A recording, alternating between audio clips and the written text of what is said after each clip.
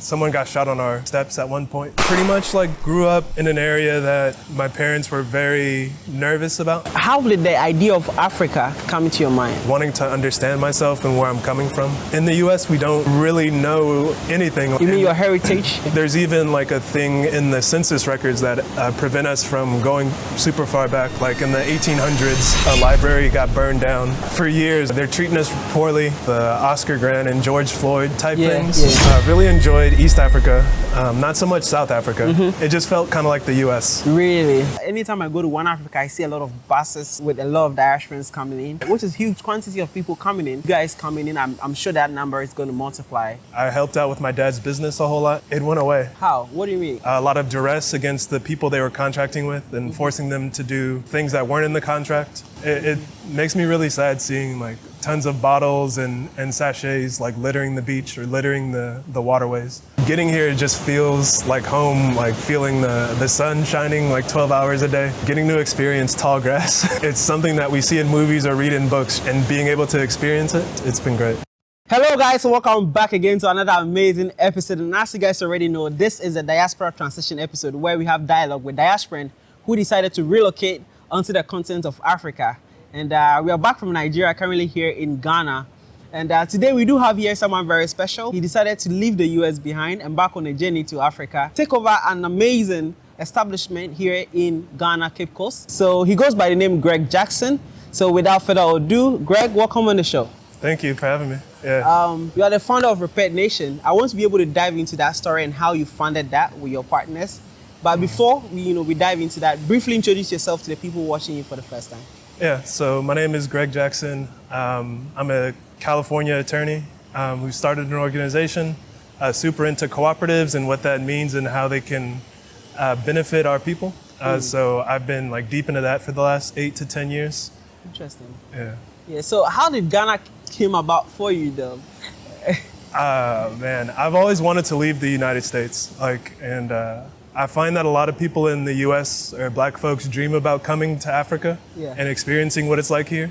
And then, while I've gotten here, I've noticed that people here are dreaming about leaving. Exactly. It's very confusing where, mostly diasporans are coming here and they see the opportunities. They're like, I can do this here, I can do that here. But the locals think, okay, I need to get myself into the US, before I make it. We will dive into that a little bit, but how did your journey start? What were you doing in the States? What was your upbringing like growing up in the US? Yeah, so I grew up in East Oakland, which is in California, and right by the Raiders Stadium, like a big football fan.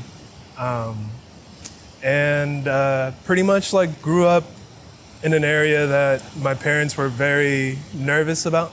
There were actually like drive-bys on our street, like someone got shot on our steps at one point. Like we had to like rinse off the blood. In the community you grew up in? Yeah. Interesting. So my parents were very protective, wanted to make sure that like me and my sister were staying out of trouble and doing well. I helped out with my dad's business a whole lot. He had a towing business for about 10 years. So that's where I first got into like business and learning how things work. Interesting. Yeah. So you were working, how old were you back then? 16, 17. So you were helping your dad with a towing business. How was it like, being introduced to entrepreneurship that early, I mean, it let me know that, we don't have to stick to the 9 to 5 necessarily. And my dad, like, after that business has gone away, he's like always going back and forth between whether or not he still wants to do it. But it showed me that like, if people are coming together, because my mom, my dad, my sister, all of us really helped out with that business. And it flourished for quite a while. And then unfortunately, it went away. How? What do you mean? Can you elaborate on that? How did it went away? Well, there was actually a class action lawsuit against this company. But essentially they were doing bad contracting practices, a lot of duress against the people they were contracting with and forcing them to do things that weren't in the contract or just canceling contracts out of nowhere. Interesting. And so that happened to my father, and the business went from, kind of thriving and having a lot of people on staff to like slowly dwindling down. Interesting. Yeah. Now, I read your story a little bit, and then you spoke about inequality and how the American system affected your dad's business and why you even founded Pen Nations. Can we speak on that a little bit? Why did you, decided to start this initiative to help other businesses that, probably would suffer from the same thing your dad business has suffered from? Yeah, well, while working with my dad, I realized that having one person who's just like the decision maker, like can be good sometimes, but if you allow for others to put themselves into position to like help shape the business, it can actually thrive. There were a few times where like I wanted to suggest things. I was like suggesting apps before apps were a thing, like trying to get them on the internet, but I couldn't get us there. And I felt like if I was able to do that, we might have been able to like move through things, like kind of been one of the first to like, hey, like, you can book towing on your phone. But that didn't happen. Why didn't it happen? He didn't listen to you. Not really. Not really? Not really. And there's a point in time when, like, at least for me, like trying to do something and get it to a spot where like someone could say yes to it, but then feeling all of that pushback, and it got to a point where I was like, all right, so this isn't gonna happen. Let me just accept that it's not gonna happen, and what comes will come. Now, how did the idea of Africa or Ghana come into your mind? What triggered that? Like thinking about just wanting to find roots, like wanting to understand myself and where I'm coming from. In the US, we don't really know anything like... You mean your heritage? Like past, where we were in the States. Okay. There's even like a thing in the census records that prevent us from going super far back. Like in the 1800s, a library got burned down. And so many people who do genealogy research will come to a point where it's just like, oh, there's a 10-year gap, and you have to like be really lucky to cross that gap. So I wasn't able to do genealogy research that way. I was able to do an African ancestry test, which connected me to Sierra Leone, which I've visited. Interesting. But essentially, like, for years, I've been like, the US isn't it. They're treating us poorly. About the time of like the Oscar Grant and George Floyd type things, I had left the US for the first time and went to East Africa. Where in East Africa? Yeah. Where? So the first time I came, I was in Kenya, Tanzania, and then I went down to South Africa. Interesting. Yeah, I really enjoyed East Africa. Not so much South Africa. It just felt kind of like the US. Really? And I didn't like Afrikaans on the government buildings. It just felt weird. Felt very weird. But yeah, and that was also the first time that Trump came to presidency. So I was like, look, I don't really want any parts of this. I'm trying to leave and establish myself somewhere else, something that I've been dreaming to do. And getting here just feels like home, like feeling the sun shining like 12 hours a day, getting to experience tall grass. That sounds trivial, but like it's something that we see in movies or read in books, just like, and being able to experience it. Living on the coastline, it's been great. I like that. What was your first impression though? Like, did you have any preconceived notion about Ghana, especially? I mean, you've been to East Africa, Kenya, Tanzania. It's quite different. The people are different. Right. West Africa is also quite different. Yeah. Did you have any preconceived notions or misconceptions? And was it true when you touched down? Or what was it like the first time you touched down in Ghana? So before I came, I was watching a lot of documentaries about the African leaders who like helped during independence. So I was super interested to see like how the legacies of Nkrumah and Michel and Sankara were being carried out on this side. Yeah. And a little disappointed, I guess, that it was like, it feels kind of westernized in ways. Ghana is like a place that has a lot of development, but it also seems like that development isn't initiated by the people here. It feels like there are outsiders coming in and determining how this city is building up itself. The infrastructure. Yeah. I see. Like all of the malls seem to be owned by people from the Middle East. Yes. Or India. Most restaurants are owned by Lebanese. Yeah, and it's like the places that are owned by people from here, it feels like there's a similar problem to what's going on in the US, where for whatever reason, we don't have access to capital, access to the resources we need to create what we see in our minds. So it feels like everyone is like going at it step by step. More like one-man team. Sometimes, but so the difference between like one of the Lebanese restaurants and a restaurant from a Ghanaian may be, they have everything they need. It's not being built up, like everything is just together, Okay. right? But like here in Ghana, you'll see that a lot of buildings are still being built while people are in it. It's true. It's true. And it feels like that can also happen like inside of the businesses where like it's still being built up, but you got to start somewhere. Exactly. So they're starting. Interesting. And I think that how did you chanced upon One Africa, because you have a big which we're going to tell you guys about. But how did you chanced upon that facility and that product, and even the idea of now being the new management or the new owner together with your partners? Can we dive into that a little bit? Well, it first starts with creating Repair Nations. And so Repair Nations was created in about 2017. And I was able to get some fellowships, which allowed for me to have my work paid for about 2 years. I was able to secure some like initial funding from local foundations. And that helped me bring together a group of about 8 folks who I had been doing like open mic ciphers with. I was doing like hip hop and music at the time. And so we all helped to teach the community what co-ops were and how to create co-ops. And so we did that in East Oakland as well as in Richmond, which are 2 like predominantly black areas in California.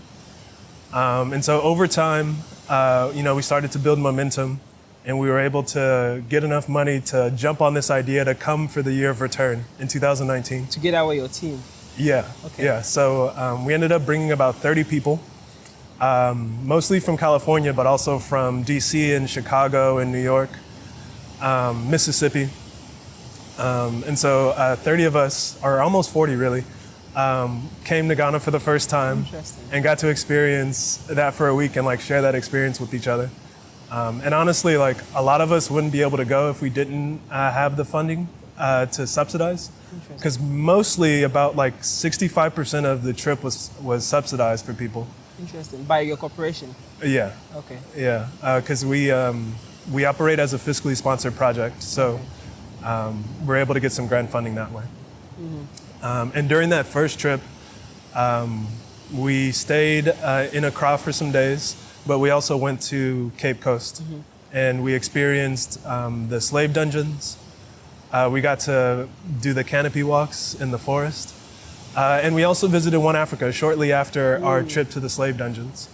And that place like really helped ground us after going through an intense experience of just feeling all of the energy and the sadness that comes by seeing what happened to our folks as they were trafficked across the Atlantic.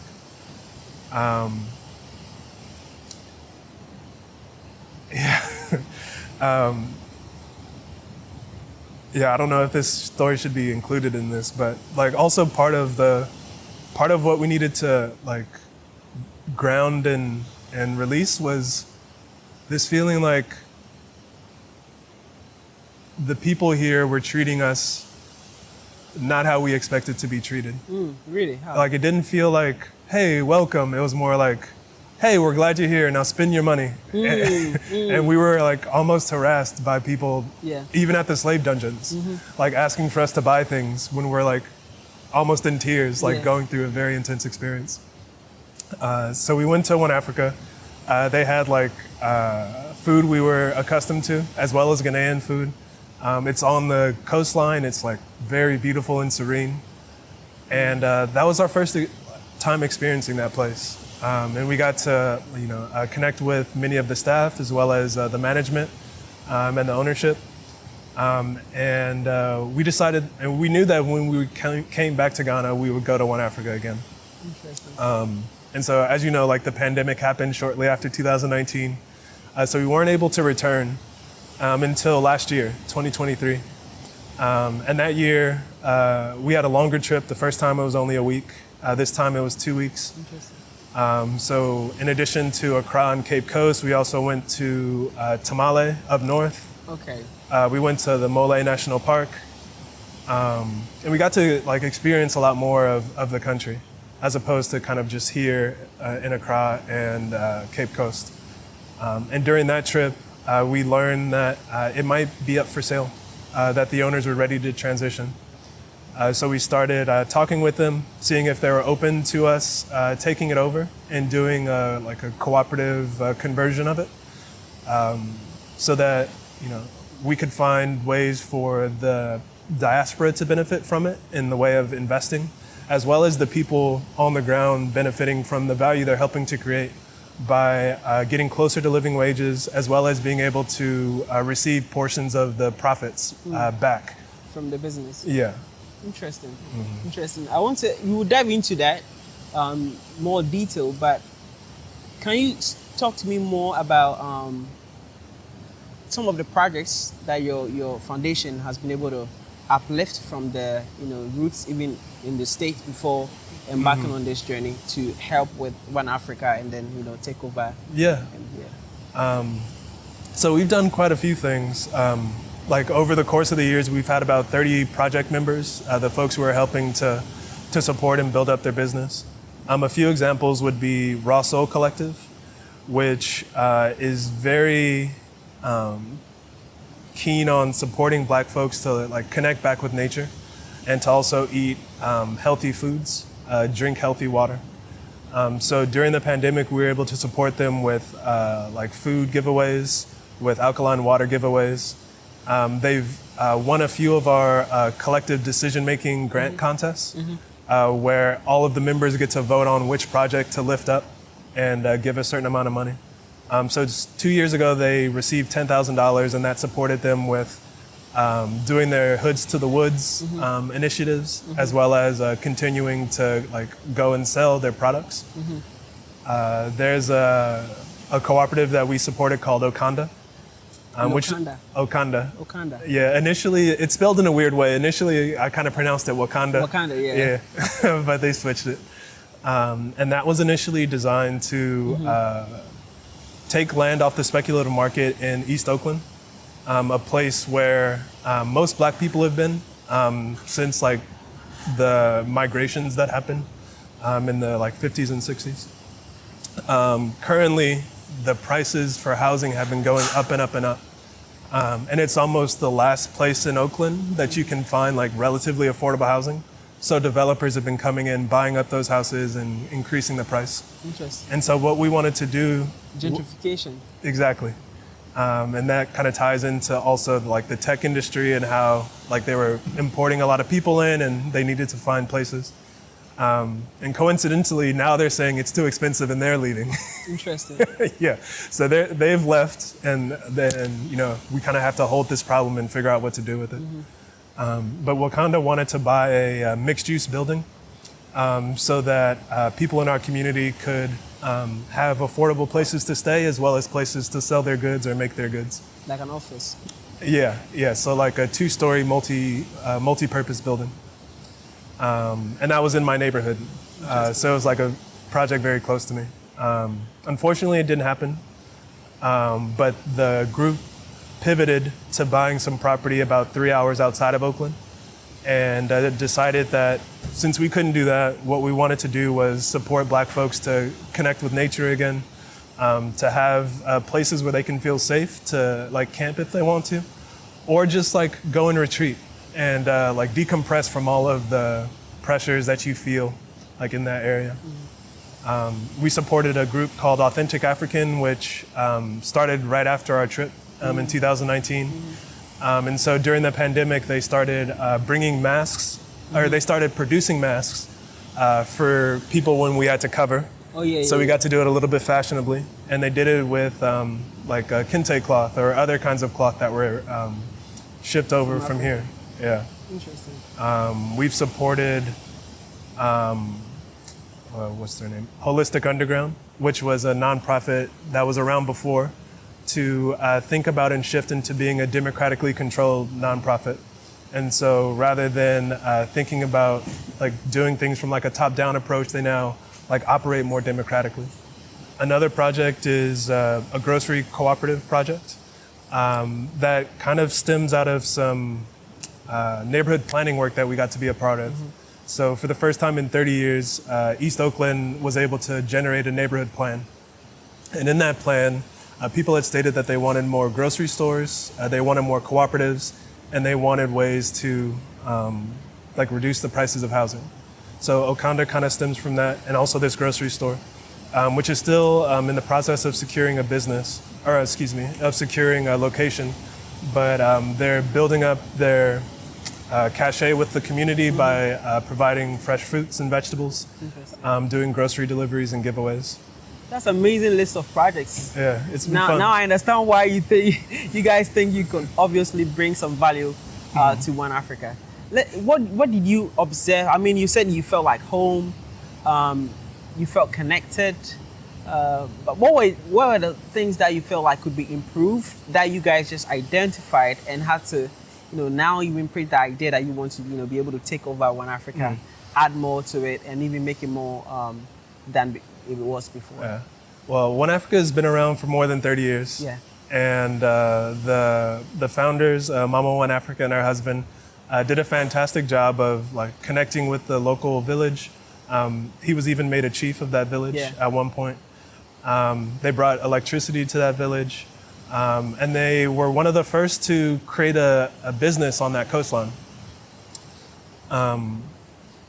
For those who have like had a chance to go and visit over the course of those 30 years, like it's kind of always the same thing. It's like, the ambiance is beautiful.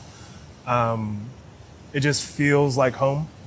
And if Mama One Africa's book talks about how it felt divine, the ways that they were able to get that land, and like the ancestors were helping to bring it to their control and for them to bring what is there now.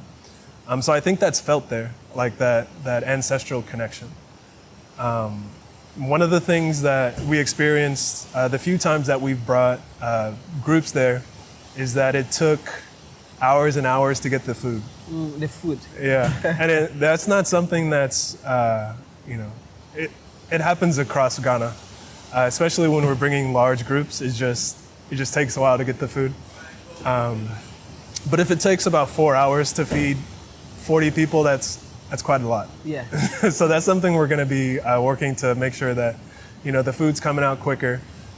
People don't get angry or hangry, I should say, hungry and angry while they're like enjoying the rest of One Africa.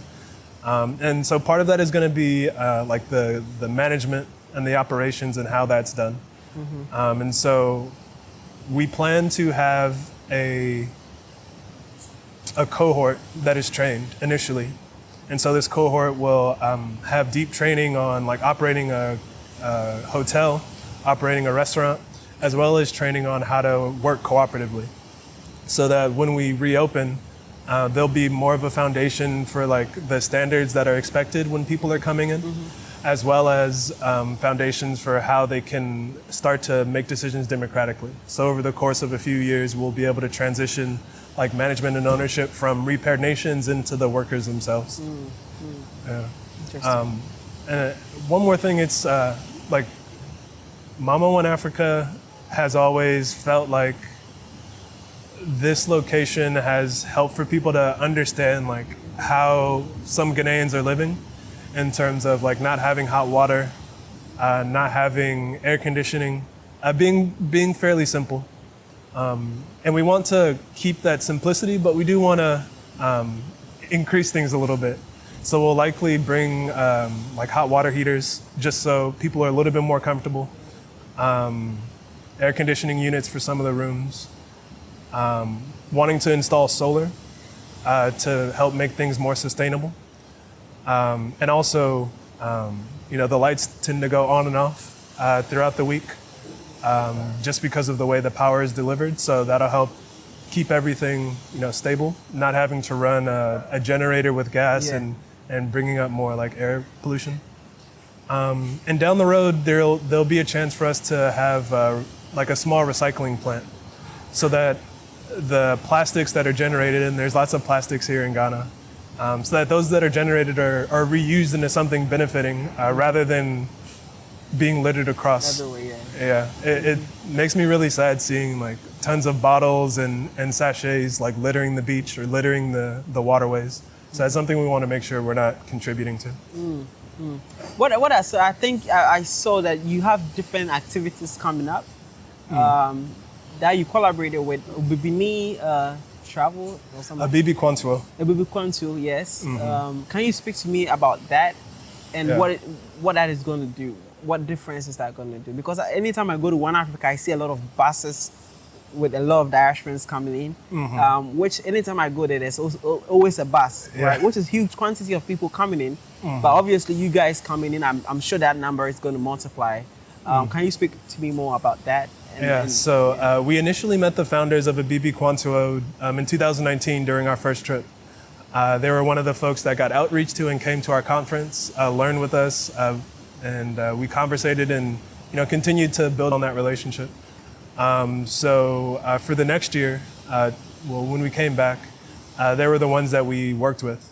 And so Yao, who is like a Pan-Africanist at heart, Ghanaian, currently working to get his doctorate, is the one who is leading that company. And he helps to make sure that we're aware of ourselves in the context that we're going in, making sure that we're not just kind of coming in as entitled people, giving us a little bit of language lessons, lessons about the culture, making sure that we're doing the small things like using our right hand and things like that, and continuing to partner with Abibi Kwantuo. We think that it'll help us maintain rooted to the culture here, and so having them as a founder on the board will help direct like what we're doing, making sure that we're not just doing something because that's what we're used to in America, but something that is actually rooted in the social fabric of where we're going to be at. What does this mean to investors, and what should even the layman willing to invest expect in return? Brief me on this. Yeah, so we're operating a little bit different than conventional corporations. Firstly, when you invest money into this project, the amount of money that you invest doesn't determine your voting rights. And that's an important concept in cooperatives, because cooperatives try to uplift the power of workers over the power of money, and not wanting to just assume that because you have money, you get to make all of the decisions. Yeah. Okay.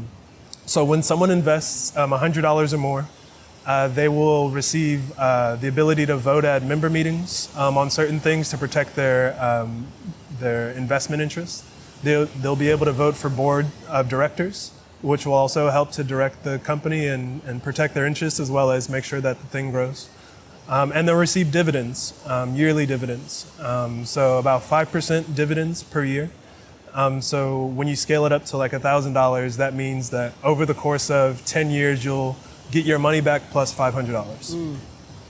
So that's what we're offering to investors, asking for folks to like invest in a project that's going to make sure that the people on the ground who are generating that value are getting to share in some of the profits, but also making it so that they also get to benefit. You'll get your money back plus basically like half. You'll get 1.5 times your money by the end of the period. So wanting to structure it so that diasporans get to benefit in some ways, people on the ground get to benefit in some ways, and that the project can continue on in perpetuity. Okay, so let's speak about the community engagement, and what are some of the initiatives you guys have planned, to be able to roll out within the community. You talked about them getting livable wages. What are other things that? So a few months ago, we did some surveying of the folks in Elmina, primarily around recycling, and trying to figure out does this problem we see with garbage, is this something that people feel like is a priority? then that's thinking about the recycling and wanting to make sure that there's ways, like healthy, sustainable ways for plastics to like come off the street and benefit folks. And so once we collect enough plastic, we can create a lot of things, whether that's like car bumpers, buckets, like we could even create like filament so that the youth can use it to 3D print. Like there's a lot of different things that we can do. And that's going to be primarily directed by like continued community engagement, seeing what people want and what kind of products would be wanted after they get recycled. We're going to be doing a lot of engagement with like the family heads and like the royal families and the chiefs in that area, making sure that we're not just kind of coming in and not caring about tradition or anything like that, but wanting to make sure that we're kind of humbly saying like, look, this is what we're trying to do. We think it's going to support the community, and we want you on our side, and we want your help with like building up this community and developing it. I talked about the initiative with the training cohort, and we assume that we'll be gathering more people than will actually get employed. But the thought is that once folks have this training, they'll be able to use it in other places and say like, look, I got trained in hospitality. I've been trained in operating a restaurant, like, and put that on their application or speak highly of it and say like, I can definitely do this because, of this 2-3 month training that I received. What about maintaining the cultural, like what are you going to do differently to make sure people feel even more at home? I mean, you've talked about the amenities, but what about the cultural part? I mean, is there something you guys will be doing differently?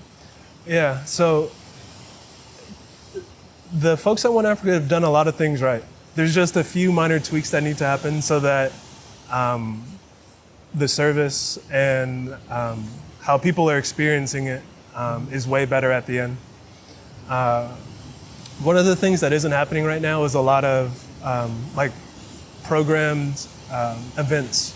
So with the BB Kwansua, we're going to be making sure to bring like artists, maybe for artist residencies every so often, but also like music artists who will be performing. Yeah, we just want to make it more open. We want to make One Africa more open to the folks who are there. Like as I've been talking to people around, it's kind of been like a gym of the community, but also locals haven't felt like they're all the way able to utilize that space. So wanting to make sure that there can be more events, like people can come and have their weddings or have their birthdays or whatever it is. So yeah, wanting to align with some of the festivals that are already happening, the festivals that happen in September and October, like Panafest and other local festivals, as well as linking up with the festivals that happen in Accra in December, and wanting to do like more cultural connections. I like that. Now, I want to ask a little bit, in regards to crowdfunding. What would you say are the immediate financial needs of One Africa at the moment? Yeah. So right now, we're seeking to bring about $50,000 of crowdfunding investment in with the money that the cooperative already has in reserves, as well as institutional investment, so that we can like move forward with like bringing the space into cooperative conversion, as well as doing some of those renovations I mentioned. And we feel it's really important to have a crowdfunding component of things, because if we are to do similar projects like this in the future, it's really important that we're able to explain to the diaspora the importance of bringing their money back here and doing something that isn't solely about benefiting them and isn't about extraction. It's about like developing and helping people have like thriving lives. And this is something that also happens in the United States, where we're used to businesses coming in, taking as much as they can and giving as little as they can, so that the few owners who are at the top can have more money. But that's something that has to change. And that's something that's primarily been learned through like colonization and all of the different like extractive means that have happened over the centuries, like since chattel slavery. But we have to unthink and unlearn from that kind of stuff and think about, not just our needs, but the needs of those who are in our community. So that's what we've been doing in Oakland with the cooperatives that we're a part of.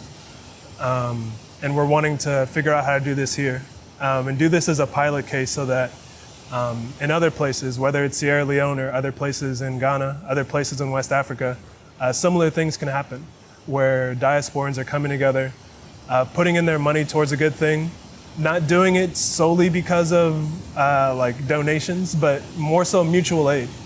And thinking like, look, we both can help each other live a better life, live a thriving life.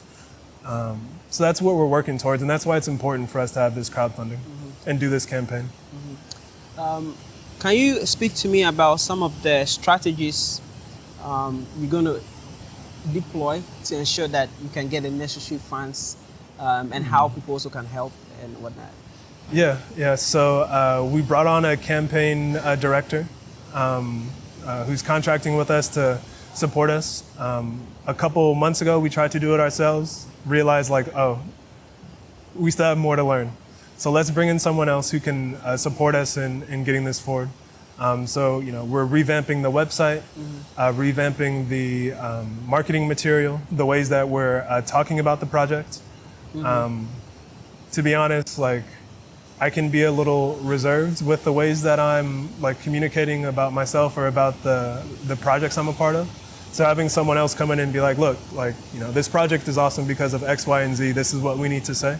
Like, is going to be immensely helpful for us moving forward. More partnerships with media partners, more social media engagement, more videos, and then partnering that up with what we were doing before, which is kind of like the one-on-one texting, calling, emailing, asking for friends and family to get involved and be a part of this project. What are the importance, of partnership with, for Wild Africa? What would be the importance? What could benefit you guys more in terms of partnership?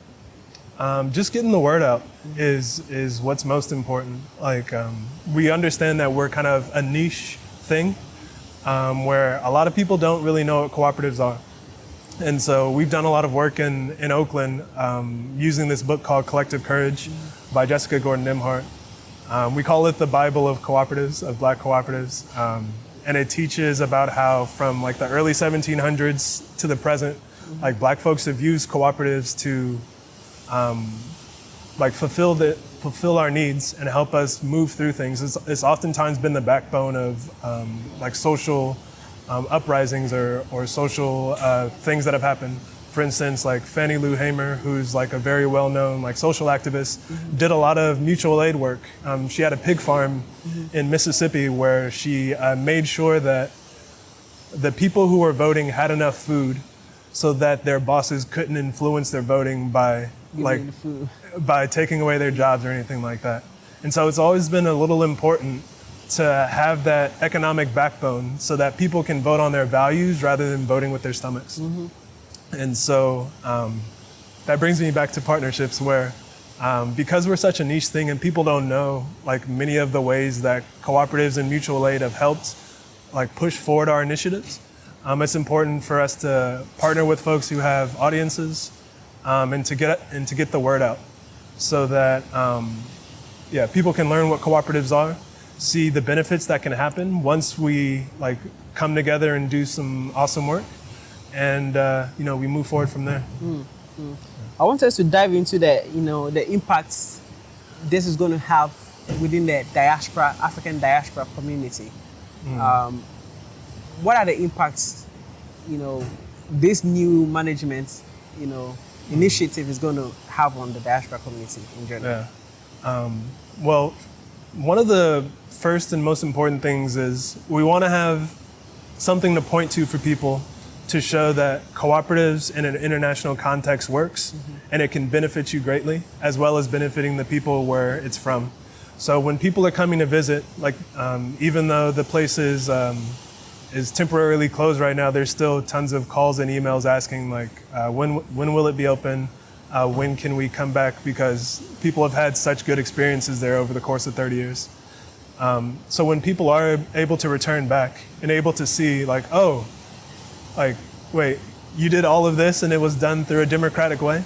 It will open their mindset to thinking about how can I do something like this in my community or in a community that I'm fond of in a different place. It's going to have impacts on hopefully the ways that diasporans and people from the area interface with each other. It's hard for me to fault anyone who is operating from a place of survival, a place of like needing food and being hungry.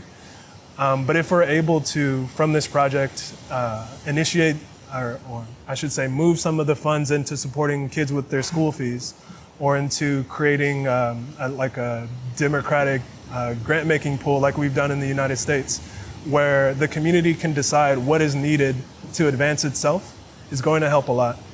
And there won't be so much of like, hey, put money in my hand so I can feed it today. It's going to be more like, hey, like I need you to invest in X, Y, or Z so that we can, continue to feed ourselves like in perpetuity, like for the future, so that our generations of generations can be good. Yeah. Speaking about future, I mean, where do you see One Africa in the next 5 to 10 years? I mean, it's going to be a thriving like cooperative that hopefully is part of a growing ecosystem. Like during our last conference, we were able to bring a speaker from TNG, the next generation, I think is what they're called. And they're working on a cooperative, and they've been talking with us, asking how they can do something similar. And we anticipate that, similar to Oakland, once people learn what a cooperative is and is able to see examples of cooperatives being successful, then they can think about like, oh, how can I do this thing I've been thinking with my friends or with my family? And so we anticipate that there'll be a growing network of ancillary businesses around One Africa that are able to support what we're doing there, whether it's like cooperative farming, whether it's like helping the women at the market become like more structured cooperatively and getting what they need to grow themselves. Like the cooperative recycling. Just, we believe that with a shining light to point to, people can know where to go, rather than being told something that's feels a little bit scholarly. It's like, wait, what are you talking about and how does this work? But once you get to see it in action, it's like, oh, okay. It's basically people working together and treating each other equitably and fairly. Like, yeah, I'm about that, let's do it. Yeah. I like that. We're almost at the end of the conversation.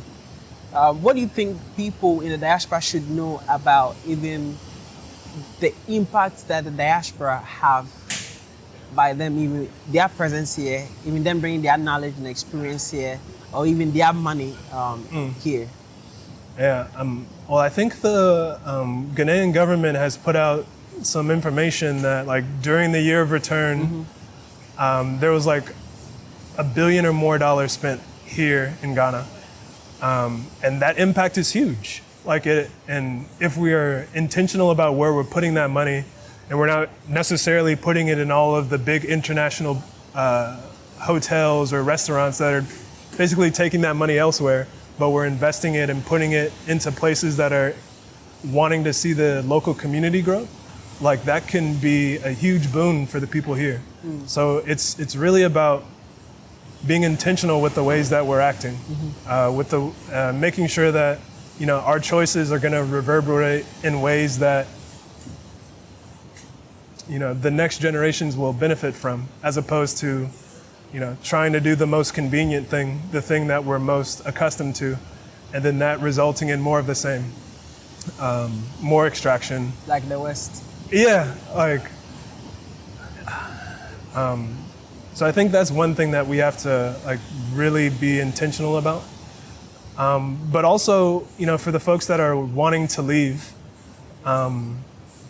there's a lot that we've gotten to learn and experience in the United States or wherever you're from. Being able to bring that knowledge and experience here, and use the confidence that you've acquired to create new things is immensely helpful here. There's a lot of things that, there's a lot of opportunity to help make this place, I guess, more developed, but there's also a cautionary tale in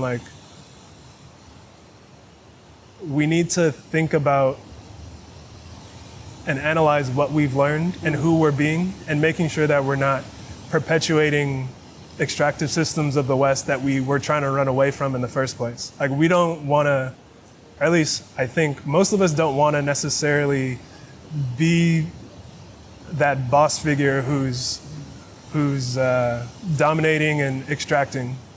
We want to like be a positive influence, and I think we have that chance if we like use what we've learned in an intentional way. But if we're not thinking about like who we are and the actions that we're taking, like the ways that we're interfacing with people, we risk kind of just subconsciously recreating the same thing. Mimicking, their Western ideologies. I mean, I've heard a lot of African Americans, most especially, say that Ghanaians are too laid back for their liking.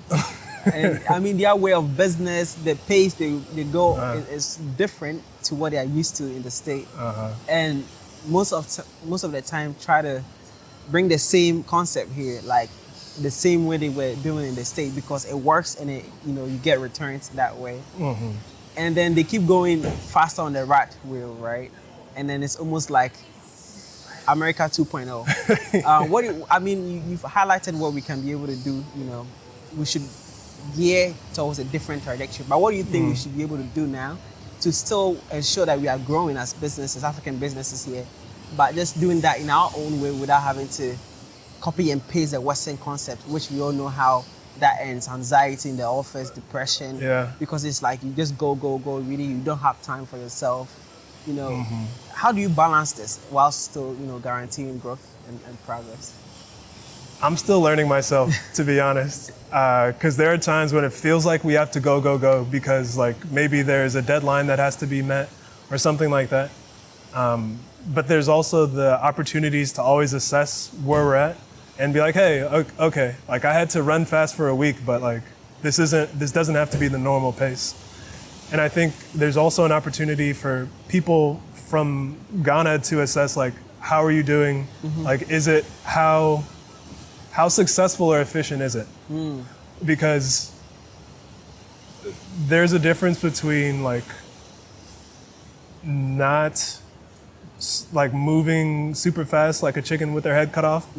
Like that's not healthy, but sitting and doing nothing also doesn't really help. So we like, need to find a fine balance. There's a balance, and not to say that everyone sits and does nothing, but like I'm just naming the two sides of the spectrum, right? So it really comes down to conversation and like sharing, like as a diasporan, sharing where I'm at and talking with Ghanaians and saying like, hey, like, what are your thoughts on this? Why do you think this way? Okay, this is how I'm thinking. Like, what's the balance we can find here, as opposed to like each side being like, oh, you're doing it wrong. But we can be like, hey, like, is there some kind of a blend? Or maybe we just need to acknowledge that, you know, I'm not doing it right. And that's okay too. Do you think we understand each other well enough to be able to have that kind of dialogue? I mean, we have no choice. Like, if we don't push through the uncomfortable feelings of like not necessarily having the right language or knowing each other's side of view, then we won't get to that ultimate thing that we need. And then like people will continue to come from outside who are thinking more about extraction, thinking more about like look, I have the money.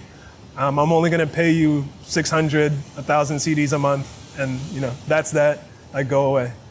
And I don't think people from here want that. Like, I know for a fact, like, you know, almost every Bolt or Uber driver I'm talking to is like, look, like, there are no jobs. I'm only doing this because I have to.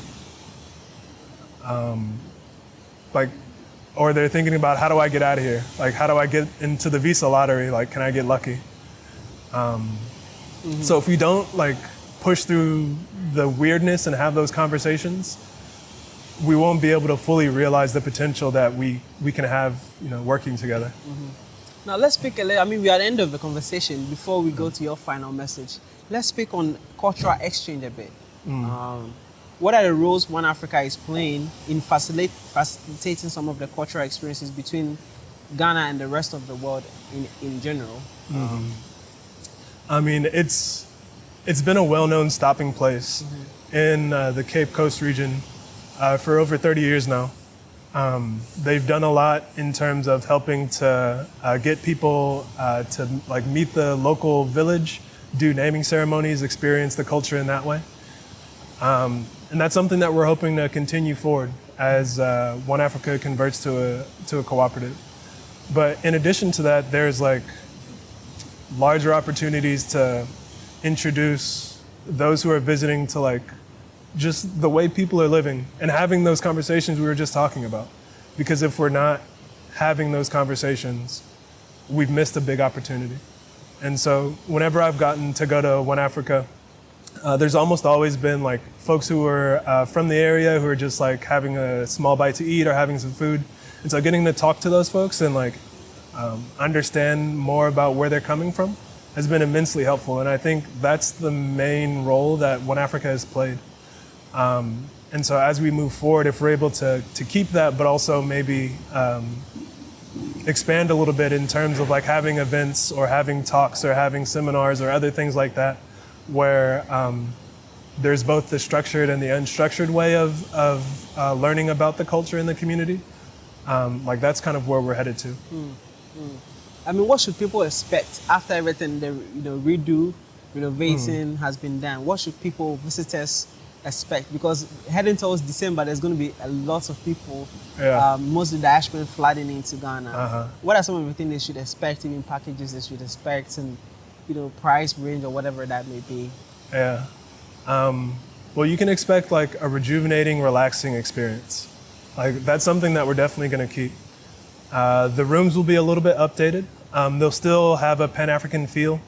We're figuring out how we're going to interface with the community who is like supporting One Africa, to think about, should we keep these same African leaders on the walls, or should we switch and like start to teach people about new African leaders who have like supported So always keep Pan-Africanism. updating the leaders. Yeah. Okay.